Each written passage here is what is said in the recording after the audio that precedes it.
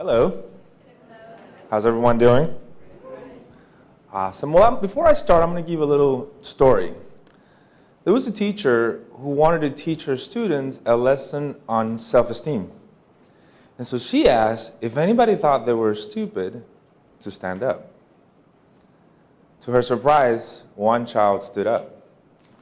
And she was like, "Why'd you stand up?"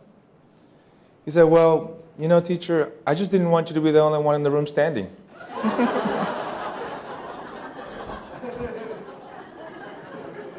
So my name is Angel Santiago, and I'm the new guy. Okay, let's just get it out of the way right now.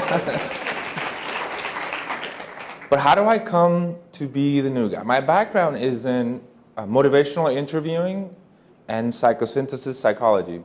That's a big word. All it is just transpersonal psychology or spiritual psychology. That's really what it boils down to. And here at FPC, what I'm trying to do, or I want to do, let me go back. That's not the right slide. So I'm developing a system for mindset. So as we get on calls, I've worked with some of you already, some of you I haven't, but we're going to do our SWOT, we're going to do our mindset call, and from there, I'm going to be taking you, depending on what we identify and what we explore, I'm going to be taking you through different paths, okay? We may do some identity work. We're going to look at the roles that you play in your life. We're going to go down the path of designing your life. So what are some of the blueprints that you have? Money, success, relationship blueprints that are causing or that are creating the result that you have today. We're also going to go down the path of maybe doing some inner child work. I always tell my clients that adults are just wounded children stuck in grown-up bodies pretending to be adults. Okay? So it's really nice when we can go in there and just kind of heal the wounded child, because when the adult heals the wounded child, the child frees the adult. Okay? And then the other path is we're going to do some purpose work. We're going to do some clarity of purpose. Okay, we either identify it or we'll clarify it. But how do I get here? How do I get to be standing here? How do I get to be mindset? Pain. My own journey with not valuing myself. Okay? This picture is from 6 years ago. This is me and my daughter. And we're kind of looking in the same direction, but right around that time in 2011, my wife left me for someone else. And my world crumbled apart. It fell apart. It flipped my world upside down. And this particular thing, if you've seen the Yap app, you saw that at the bottom. I said that I was a salsa instructor. So I taught dance for many, many, many years. And I was teaching a dance class here, and she showed up with my daughter and just handed her to me and just took off with him. And at that moment, we were both watching her walk away with him. This was the very, very beginning. So I know what it's like not to value myself. I know what it's like to put value in my career, in the life that I had created with her, my hobbies, but not in myself. And when that all went away, I lost myself. I realized how much of my sense of self was coming from those things. And what I realized at that time is that my sense of self cannot come from anything outside of me. It has to come from within me. Because those things, jobs, careers, stuff, people, are temporary and they leave. And when they leave, if you're getting your sense of self and your sense of value from that, it's going to leave you broken. Now, I'm glad I went through that. I don't regret it at all. In fact, I'm very grateful for the experience. I'm very grateful to her because she acted as a teacher. She was the catalyst that opened me up to see myself and ultimately value myself. So inside us all, there is something much, much bigger than what we see. There's something very powerful within us all. Okay, what do you think that is? Somebody just throw it out. In terms of value. No wrong answer. A healer. A healer? Knowledge. Knowledge. Anything else? Our worth. Our self-worth. There's something inside of us huge, that's powerful, that's limitless. It's inside us of all. Now, our sense of self, our self-worth is defined as one's own sense of worth or value as a person. Notice that it doesn't say anything as a provider, as a practice manager, as a staff member, as an owner, just as a person. Now, there are many ways that a person can value themselves, and there are many others that are more beneficial than some, okay? But today, I'm only going to share a few like do's and don'ts with y'all, okay? Now, Morgan Scott Peck, he's the one that wrote The Road Less Traveled. He says that until you value yourself, you won't value your time. Until you value your time, you will not do anything with it. Okay? And would you agree that we're on a limited time here on earth in this existence? We're not going to live forever. So there's really no time to waste. And at FPC, we teach a lot about schedule for two things. So you can maximize your time and you can maximize your worth. But none of those things are going to happen until you're valuing yourself. Now, why is this important? Self-worth and valuing yourself goes hand in hand with self-respect. Self-respect is such an important part of your life because it gives you the confidence and the strength to succeed. Without it, you're just placing limitations on yourself. Okay? All right? And how can anybody else really value you, respect you, and appreciate you if you haven't done that for yourself? So here are some do's and don'ts. Don't compare yourself to other people. Okay, now this isn't always a bad thing. It could be a good thing if you're going to do it in a constructive way. But for the most part, we're doing it to measure our worth. Now we can all agree that we're all different and we all have different skills, different strengths, different talents, and we're all in different stages of our journey. So in terms of comparing yourself, if that's the habit that you're going to engage in, it's very self-damaging. It's damaging to your self-concept. Because if you're going to do that, I'm pretty sure that no matter who you look to, if you're looking to compare yourself to someone, you're always going to find somebody who's better than you at something. Right? There's always going to be somebody better than you.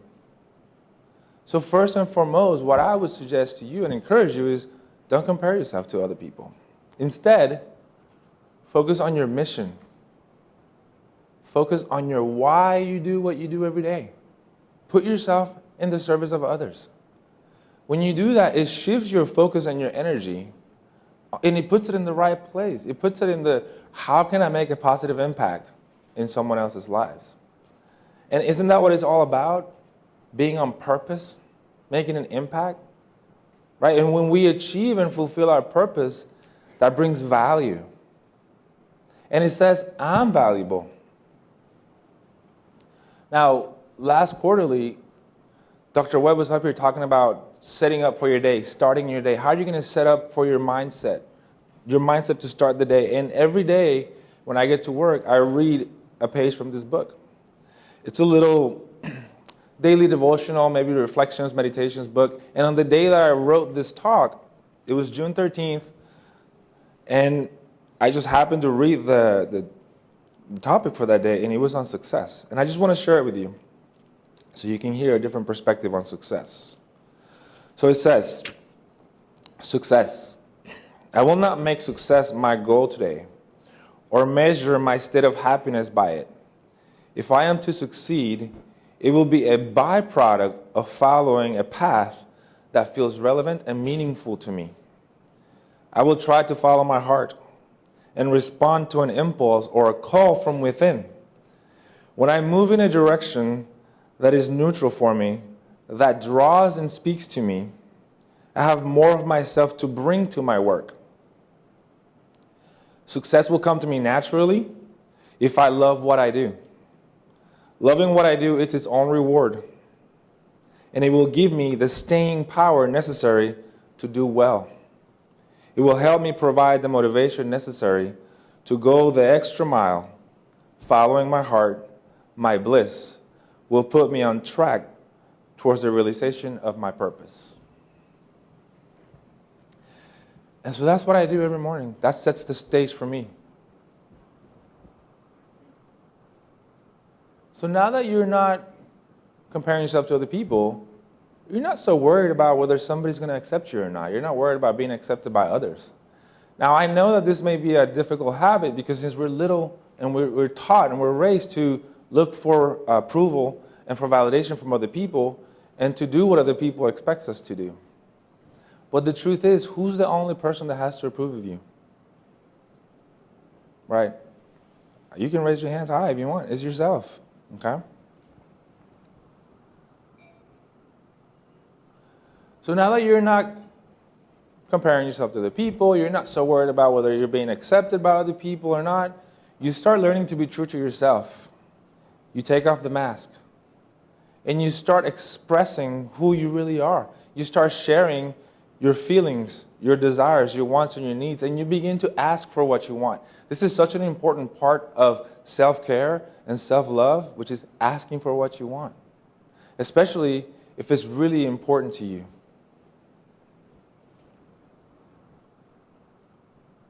Now, does anybody know who that is? Of course. As I was going through this process of learning to be true to myself, there was a certain way I wanted to dress. And I would never have the guts to do it because I thought people were going to make fun of me. Okay? So I have them up there because of fashion, right? And I thought people were going to call me, what's that guy? Uncle Rogers, is that what his name? Right? Mr. Rogers, because of the vest and I kind of like the vest look, and I like that, But one day I was at a dance event in Houston, and we kind of went shopping. We wanted to buy some, our outfit for the night, and I bought these pants, and I had this kind of like a high boot shoe, and so I cuffed my pants to fall right on top of the boot. And as I'm trying it on, and I'm looking in the mirror, I'm like, I really like this. So I go out in the hotel room, and all my friends, my dance company was there. They were like, "Ooh, you should roll that down. That does not look good." And I was like, "Really?" So I go back to the mirror. I uncuff one. I look at the other one. It's just this one feels so good. So I rolled it back up, and I go back outside, and then someone says to me, like kind of into my ears, like, "We're your friends, and we're really looking out for you, and we're just trying to tell you what looks good." And so my answer was really surprising because I said, "Well, here's the thing. I don't necessarily dress for what looks good. I dress for what feels good to me." And I walked out of the room with my pants cuffed. And I felt great. So part of that, in order for me to do that, I had to recognize my intrinsic self-worth as a human being. The way I was born. I was perfect. So are you. Anybody have children? Do you remember holding them in your hands when they were first born? Do you think anything was wrong with them? No, they were perfect. They were God sent. They were a gift. Well, you were once that. And that perfection is still there. It hasn't changed. It's just that over time, life, struggle, the demands of life, conflicts, weaknesses, right? They kind of take a front seat role. And it masked who we really are. But that's still there. So in terms of what you have to work on, you don't have to change who you are. Now your thinking, maybe that needs to be updated. Some of your beliefs may need to be updated, but not who you are. You're perfect. You are worthy just because you're you. Simple as that. Does anybody know who that is? Yeah? Did y'all see that movie? If you haven't seen the movie Inside Out, I highly recommend you watch it. Bring some tissue, though, okay? Tearjerker. So this is joy, okay? Very happy person, a very happy emotion. Find the joy in your uniqueness. There's value there. You're a very valuable person. And I think you know that. I think you know that, otherwise you wouldn't be here. I think you know that you have gifts, you have strengths, you have talents that are just being masked, again, because weaknesses tend to take a front seat role. But you're very valuable, and I think you know that, otherwise you wouldn't be here. So appreciate that, embrace that. Like Dr. Seuss says, today you're you. That is truer than true. There is no one alive who is youer than you. You remember that? And that's the truth. That is so true. You are unique. You are worthy. You are valuable. So embrace it and offer it to those around you. Now, what comes first, the chicken or the egg? No, that's a rhetorical question. Are you here to improve your business or to improve yourself? Both. I agree. But if you don't improve yourself, is your business going to improve? No. So it starts with you. Okay? Success will happen. But it starts with you. If you're not, any limitation that you may have, when you go into the role of owner or provider, you're bringing that with you. It doesn't stay at home because you're putting on a nicer suit or you're wearing a different hat. You're still bringing your individual self to every role that you play. So it's really, really important to work on the individual and succeed at being an individual. So no matter what the role you choose to put on, you're going to succeed. So it behooves you to bring your best self forward. Okay? Because that's going to impact your business. It's you. You're the one running the show. Bless you. So bring your best self forward. And that's the whole point of this question. Okay? Okay. So I want to do a visualization exercise with you. Okay? Now I realize that some of you may already have a reflective practice, contemplative practice. Maybe you pray, maybe you have silent time, maybe you meditate. You may already do that. And if not, you might have been coached or guided through one. Regardless, we all need a process that we can, at the end of the day or at the beginning of the day, we can go into our mind and declutter, decompress, let go. Let go of excuses, let go of the complaining, let go of the whining. Because none of those things lead to success. And I don't know any highly successful person that engages in those type of behavior. And I know for a fact that some of the greats, at least some of the ones that I look up to, they all have a process of getting into their mind, creating space so that creativity can flow. And I'm just going to do a very practical, logical exercise for you. You willing to do that with me? Okay, so if we can, Justin? So go ahead and relax, kind of put your pants down. Go ahead and close your eyes. And take a few deep breaths. Slow, relaxing breath.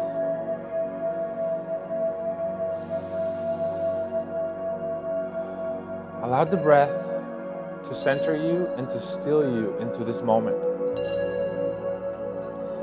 Let your feelings come to a point of rest and be open to the inflow of calm and serenity.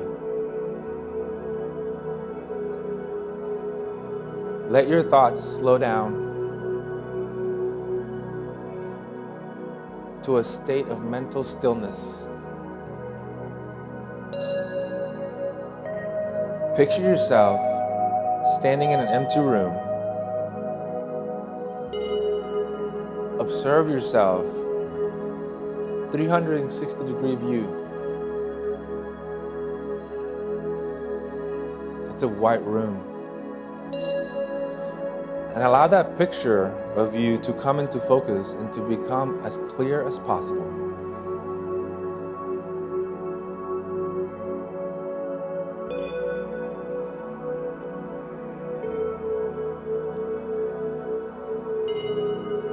Now imagine that you could strip away and remove all the things that hold you back from your full potential.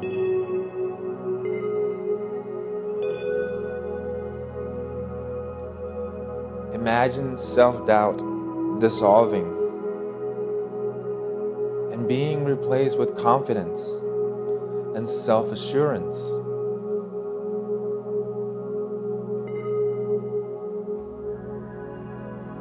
Imagine all the things that get in the way of success. Circumstances, lack of resources, lack of forgiveness, illness, pain from the past, anything that is holding you back. In any way at all, see it all fall away.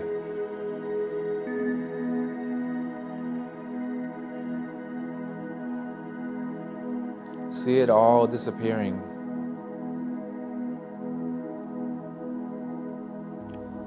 Now notice what is left. Who is the person standing there with all those barriers stripped away?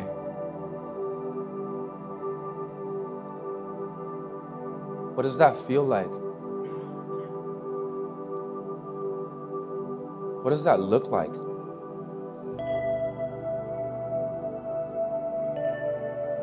This person is you at your core. The pure character that is left when there's nothing getting in the way of complete self-expression.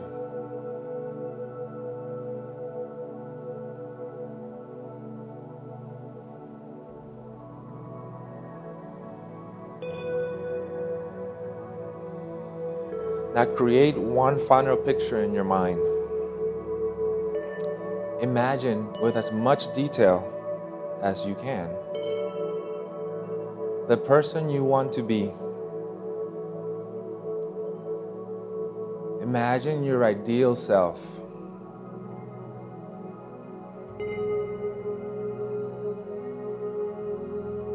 How does this person behave? What does this person value?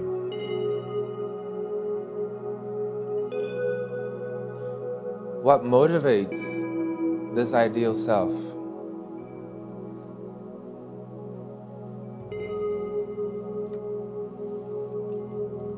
What personal characteristics does it possess?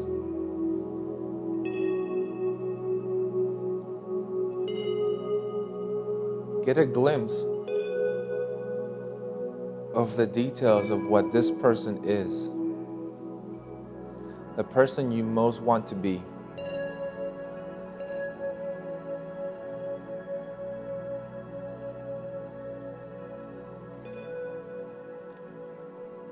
The image in your mind right now of this ideal person, this is your authentic self.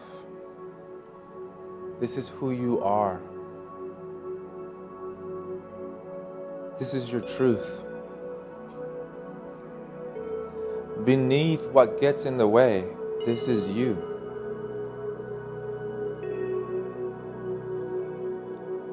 As you spend some time with this authentic self, with your best self,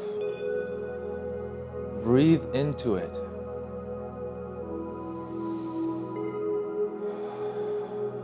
Surrender to it. Now in your mind, step inside this image and fully become this person.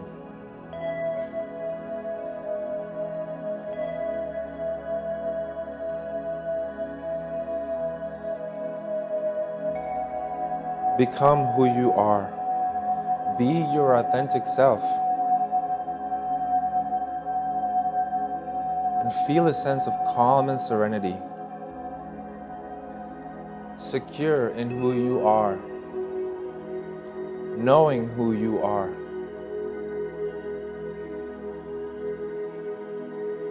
This is your authentic self.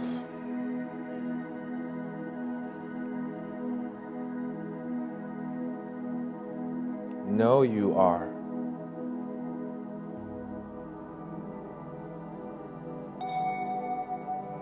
Now begin to take a few deep breaths. Slow, relaxing breaths.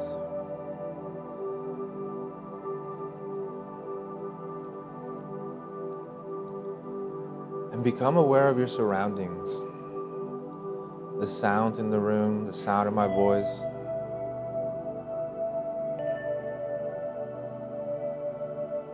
Start becoming aware of your body. Feel it being filled with energy. Feel the chair you're sitting on, the clothes on you, your feet as they make contact with the ground. More importantly, feel confident and calm and in touch with your authentic self. And slowly, at your own pace, you can begin to open your eyes.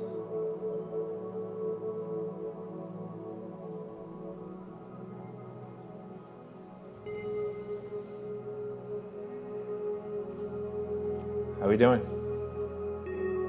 Good? Yeah?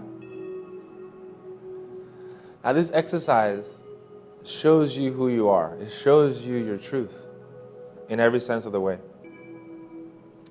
And sometimes that's not easy to do. That's not easy to see. And a lot of times, that's why a lot of people don't succeed, is because they're not willing to practice or train in this way. We're willing to nourish our body. We're willing to work out our body, but we're not nourishing our mind and our connection to our higher selves, which is always there. So that's the good news, is that you have access to this authentic self at every moment of your life. Every moment, any moment.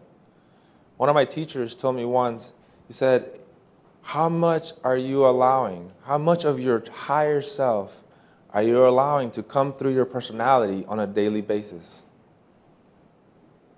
Think about that. Well, because what is the personality made of? Concepts, ideas, limitations, thoughts, beliefs. It's like installing a program in an operating system. Your personality is an operating system. It's what allows you to do the things you do, to learn the things you learn. Without an operating system, the computer cannot work. It's the same with you. This computer, this piece of technology cannot operate without your personality. Sometimes we call that the ego. And a lot of times we want to kind of transcend the ego, and I get that. But it's not that you leave it behind, because it still has a purpose. You don't want to leave it behind. You just don't want it to control you. You want to transcend the grips that the ego has on you. And allow your higher self to come through every day.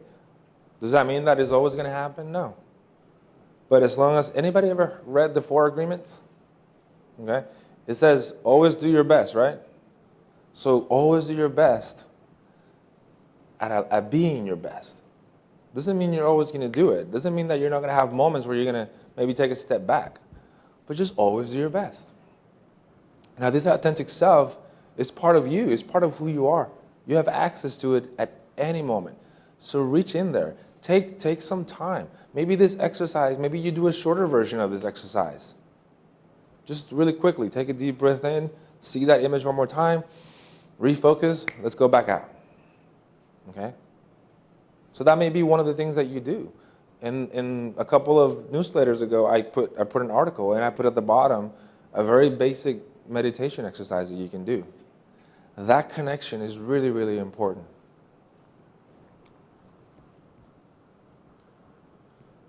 So if by some reason you feel like, well, Angel, you know what? This idea of my best self is just, it feels like a destination. It feels like a goal. I'm not really there yet. That's fine. So let's acknowledge that. Let's accept it. Let's own it. Because in order to get to where we want to go, we first have to start from where we are. And so when we can own that and make our peace with that, then we can find solutions that will lead to a healthier, happier, more successful life. We can find resources, find the people that can help us get there. So can I have the owners and the leaders of the practices to stand up really quick, please?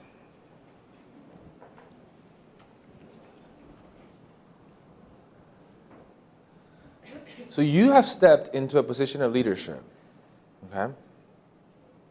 So this is a really responsible part. This is very responsible, okay?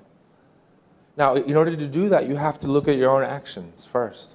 Being a leader requires a certain type of mindset. Not everybody does it.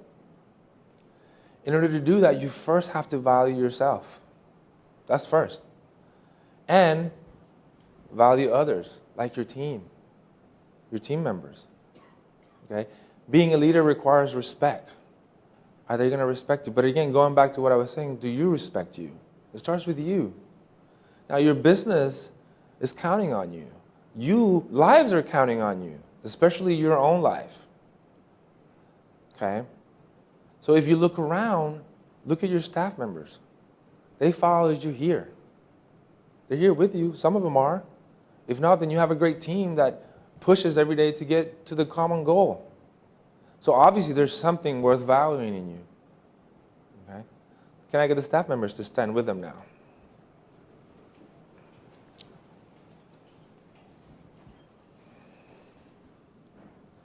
So as you value yourself and you value others, now you can value every opportunity that comes your way. Because as the owners and leaders can value themselves, and as you, the staff members, office managers, as you value yourself, you can translate that sense of self and worth to other people. Now you can value every opportunity, like the quarterly, like we're here right now, okay? But it takes you being here, being present in the moment, not looking back into our lives. A lot of times people don't seize the moment and don't seize the opportunity because they're so stuck looking in the rearview mirror of their lives. What was, what should have been. We need to be here right now. And if I'm going to get the most out of today, I got to be here right now. This is the only time there is. In fact, when I'm in the past or when I'm in the future, I'm doing it right here, right now. In fact, we do everything we can to get out from right here, right now. And this is all there is. So as we're standing here, and I really appreciate you doing this, are we ready to value ourselves? Yes? Are we ready to value others? Are we ready to value every single opportunity that's going to comes our way? So if that's the case, I'm going to give you a contract for the weekend and maybe for the rest of your life. And it's in your binders. So you can take that with you, frame it, put it on your desk, put it on your wall, put it at home, okay? And I want you to read it out loud with me. Are you ready? Are you ready? All right. Read it out loud with me. Unique. I feel good about being alive and being me. I am a powerful creator, and I create the life I want. We ready to do that? Let's do it. Thank you very much.